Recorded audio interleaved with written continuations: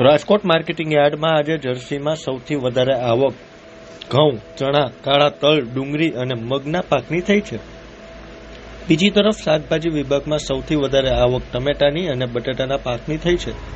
Rajkot marketing યાર્ડમાં ખેડૂતોને પૂરતા પ્રમાણમાં ભાવ મળતા હોવાથી આસપાસના ગામોના ખેડૂતો પોતાનો પાક લઈને રાજકોટ માર્કેટિંગ યાર્ડ આવતા હોય છે.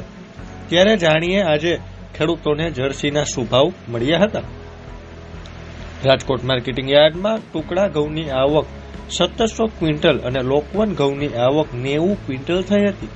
ભાવની વાત કરીએ તો ટુકડા ઘઉંના ભાવ 518 થી 638 રૂપિયા એક મણના ખેડૂતોને મળ્યા હતા અને લોકવન ઘઉંના ભાવ 517 થી 560 રૂપિયા એક મણના ખેડૂતોને મળ્યા હતા.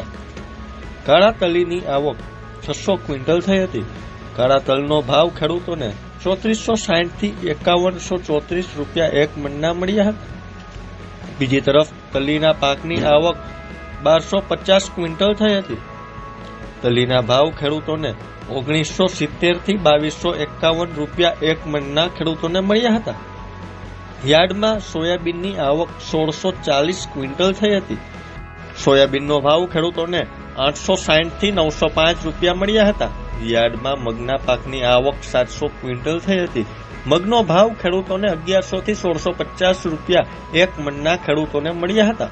યાર્ડમાં મગની સાથે સાથે પીળા અને સફેદ ચણાના પાકની પણ આવક થઈ હતી. પીળા ચણાની આવક 440 ક્વિન્ટલ અને સફેદ ચણાની આવક 800 ક્વિન્ટલ થઈ હતી. ભાવની વાત કરીએ તો પીળા ચણાના ભાવ 915 થી 1100 રૂપિયા એક મણના ખેડૂતોને મળ્યા હતા અને સફેદ ચણાના ભાવ 1140 થી 1822 રૂપિયા એક મણના મળ્યા હતા. યાર્ડમાં સૂકી ડુંગળીની આવક 2870 ક્વિન્ટલ થઈ હતી. ડુંગળીના ભાવ ખેડૂતોને 45 થી 170 રૂપિયા એક મણના મળ્યા હતા.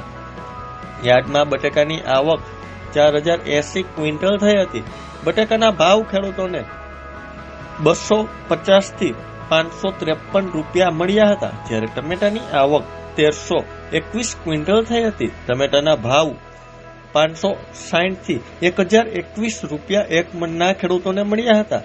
રાજકોટ માર્કેટિંગ યાર્ડમાં ખેડૂતોને પૂરતા પ્રમાણમાં ભાવ મળતા હોવાથી માત્ર રાજકોટના જ નહીં પણ રાજકોટ આસપાસના ગામો અને શહેરોમાંથી ખેડૂતો પોતાનો માલ લઈને વેચવા માટે આવે છે. રાજકોટ માર્કેટિંગ યાર્ડમાં સુરેન્દ્રનગર, મોરબી અને હળવદ સહિતના શહેરોના ખેડૂતો પોતાનો પાક લઈને રાજકોટ માર્કેટિંગ યાર્ડ આવે છે.